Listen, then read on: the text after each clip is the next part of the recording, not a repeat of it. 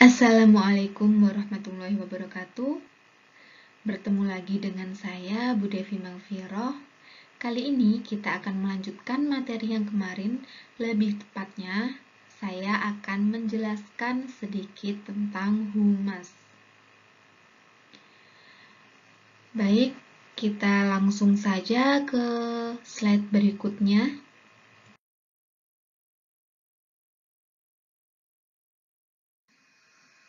Menurut IPRA, humas adalah sebuah fungsi manajemen yang terencana dan berkelanjutan, organisasi induk dan lembaga swasta atau publik yang bertujuan untuk mendapatkan pengertian, simpati, dan dukungan dari pihak-pihak terkait atau yang memiliki hubungan dengan penelitian opini publik.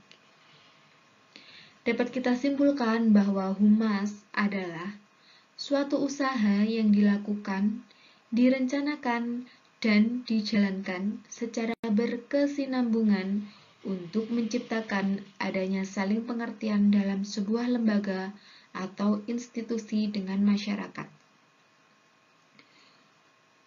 Humas di sini sebagai alat komunikasi perusahaan. Maksudnya, untuk menyalurkan hubungan perusahaan dengan khalayak publik atau orang eksternal, publik eksternal.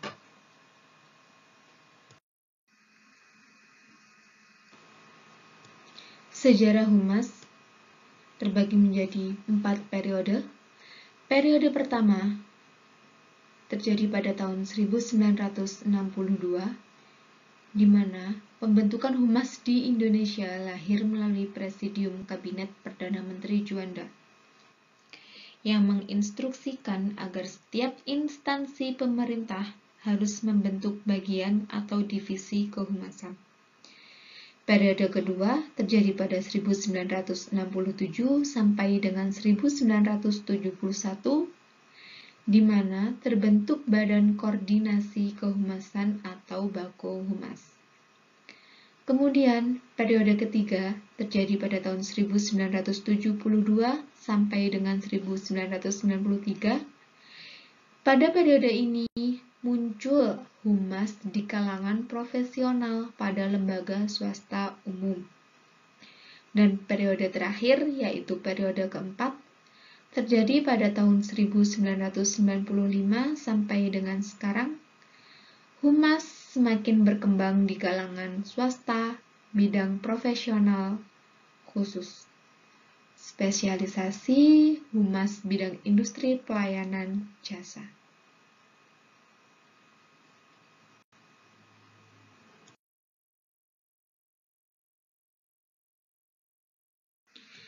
Latar belakang konsep humas. Latar belakang konsep humas ada dua. Yang pertama konsep tradisional, di mana yang pertama konsep tradisional tertutup. Jadi di sini perusahaan atau seseorang ataupun organisasi selalu menutupi peristiwa yang terjadi di perusahaannya. Padahal, meskipun perusahaan berusaha menutupi peristiwa yang terjadi atau yang menimpanya, lama-kelamaan, pasti seseorang atau khalayak publik akan mengetahuinya. Yang kedua, konsep tradisional terbatas. Konsep tradisional terbatas ini sifatnya terbatas, ditandai dengan keterbatasan dalam hal memasarkan produk dan jasa. Humas masih belum berkembang, atau maksudnya perusahaan dalam memasarkan barang dan jasa masih terbatas. Biasanya masih di sekitar perusahaan tempat itu berdiri. Kemudian ada konsep tradisional eksternal. Pada konsep ini, humas mengarah pada kegiatan yang sifatnya eksternal atau dengan kata lain, orientasi kegiatan public relation hanya untuk masyarakat luar organisasi. Jadi, adanya humas ini hanya ditujukan untuk masyarakat luar dari organisasi tersebut. Kemudian yang kedua ada konsep modern. Konsep modern juga terdiri dari 3. Pertama, konsep modern terbuka, di mana perusahaan ini sudah mulai terbuka kepada khalayak publik. Perusahaan sudah mulai memberi informasi-informasi terhadap khalayak terkait dengan perusahaannya. Kemudian ada konsep modern tersebar luas. Humas di sini sudah mulai memperkenalkan produk dan jasanya tidak hanya di lingkungan tempat perusahaan itu berdiri. Dia sudah mulai merambah keluar tempat perusahaan itu berdiri. Misalkan perusahaan berdiri di Ngantang, yang dulunya humas memperkenalkan produk, barang, dan jasanya hanya di sekitar Ngantang. Pada konsep modern ini, humas sudah mulai memperkenalkan produk dan jasanya ke luar kota. Kemudian yang ketiga ada konsep modern internal dan eksternal. Jika konsep tradisional eksternal tadi, humas hanya memfokuskan dirinya untuk masyarakat luar, berbeda dengan konsep modern internal dan eksternal, di mana adanya humas ini untuk menjalin hubungan tidak hanya masyarakat luar, tetapi juga orang dalam perusahaan itu sendiri, seperti karyawan. Tujuan humas. Humas memiliki beberapa tujuan. Yang pertama, meningkatkan dukungan, bantuan, dan partisipasi dari publik dalam bentuk sarana dan prasarana, tenaga, dan lain-lain, untuk memudahkan pencapaian tujuan organisasi. Jadi humas ini bertujuan untuk mencari dukungan, bantuan kepada khalayak publik atau orang luar dari perusahaan tersebut. Kemudian, yang kedua, menciptakan rasa tanggung jawab dari masyarakat akan keberlangsungan program organisasi secara efektif dan efisien. Yang ketiga, melibatkan publik dalam penyelesaian berbagai masalah yang dihadapi organisasi. Nah, di sini humas sudah mulai terbuka kepada publik. Jika ada masalah, humas sudah mulai melakukan penyelesaian dengan pihak luar. Mencari penyelesaian dengan pihak luar berarti dia melibatkan publik. Tidak hanya orang internal organisasi, melainkan juga melibatkan eksternal organisasi. Kemudian ada tujuan humas yang lain, yaitu membuat pencitraan yang baik untuk organisasi. Nah, tujuan humas ini membuat image yang baik untuk organisasi kepada orang luar. Jadi bagaimana cara humas ini menciptakan image yang baik yang bisa dipandang baik oleh masyarakat luar. Kemudian terakhir, memperluas jangkauan pelanggan. Nah, humas ini tugasnya atau bertujuan untuk memperluas jangkauan pelanggan.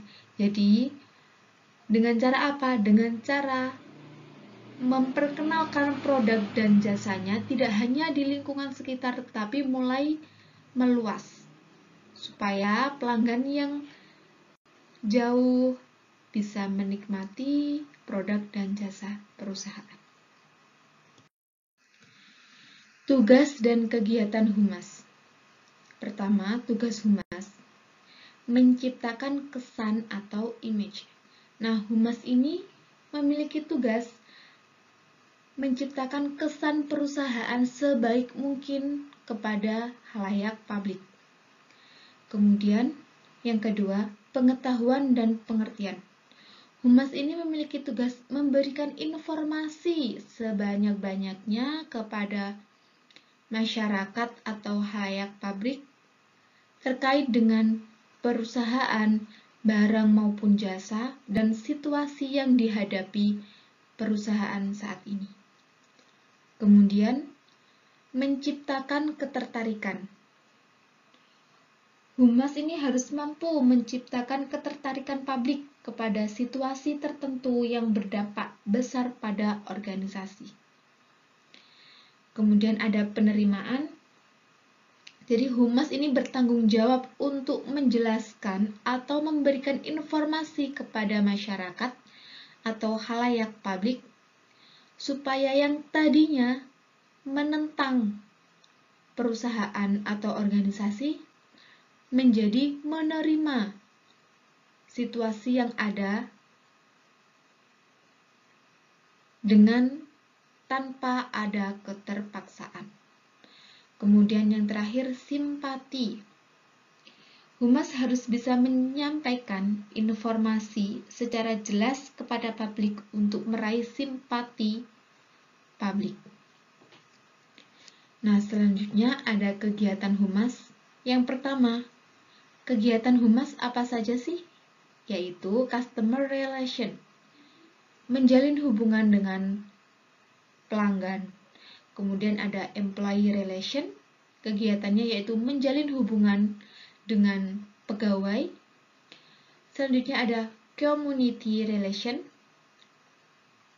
yaitu dia bertujuan menciptakan hubungan baik antara perusahaan dengan pihak terkait, misalnya partner, dan juga komunitas tertentu.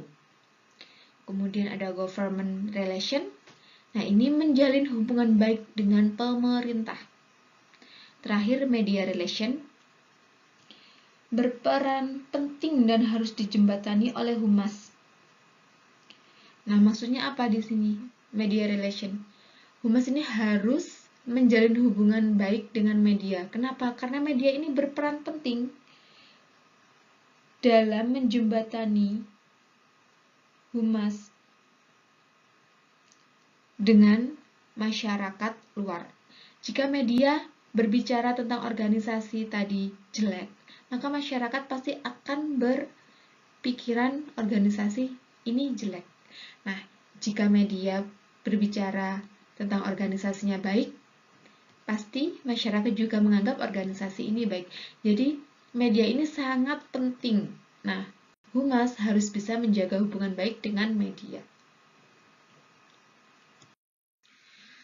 Fungsi humas. Humas memiliki beberapa fungsi. Yang pertama, menumbuhkan hubungan baik antara lembaga dengan publiknya. Kemudian, menilai dan menentukan opini publik yang berkaitan dengan organisasi. Yang ketiga, memberi saran kepada pemimpin tentang cara mengendalikan pendapat umum.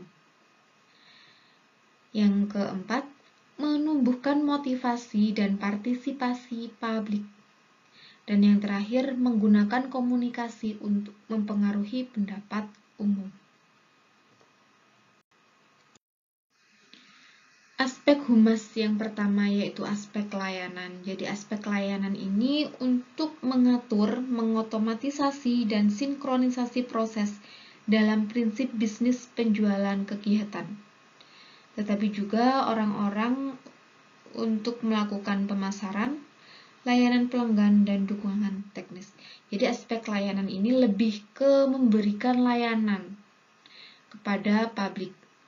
Tujuannya apa? Untuk menarik pelanggan baru, mempertahankan pelanggan lama, dan menarik kembali mantan pelanggan. Dengan cara apa? Dengan cara bersikap ramah tamah terhadap pelanggan atau klien. Kemudian ada aspek komunikasi. Nah, aspek komunikasi di sini sebagai jembatan untuk komunikasi dua arah antara perusahaan dengan masyarakat luar. Kemudian aspek kesetiaan. Aspek kesetiaan ini mempengaruhi perilaku orang secara individu maupun kelompok saat saling berhubungan melalui dialog dengan semua golongan, di mana persepsi, sikap, dan opini untuk mencapai suatu kesuksesan sebuah perusahaan di mana dia berada. Contoh, menjadikan orang-orang lain memahami suatu pesan demi menjaga reputasi atau citra lembaga yang diwakilinya. Kemudian ada aspek produktivitas.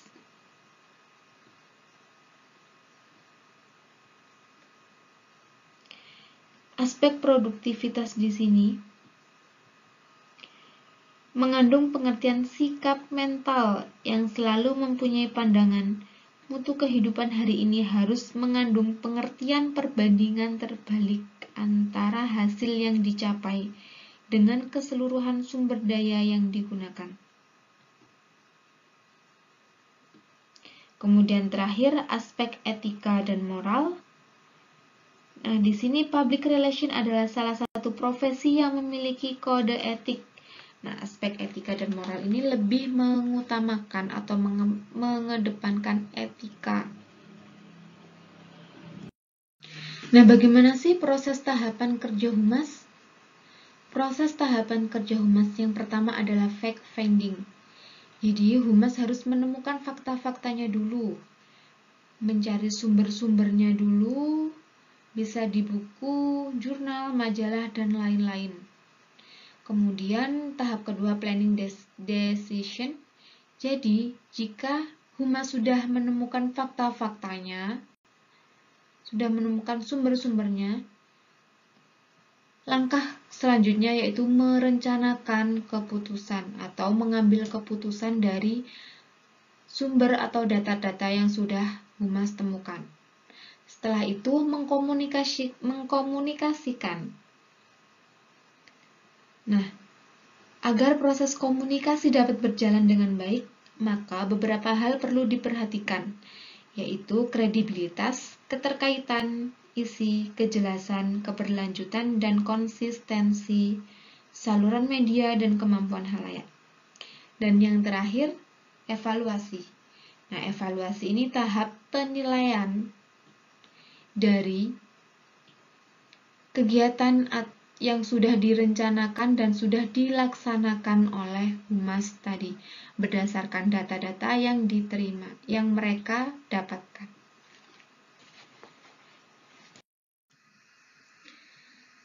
Terima kasih, pertemuan kita hari ini telah selesai. Jika ada pertanyaan, bisa japri Bu Devi lewat WhatsApp. Sampai jumpa pada pertemuan selanjutnya.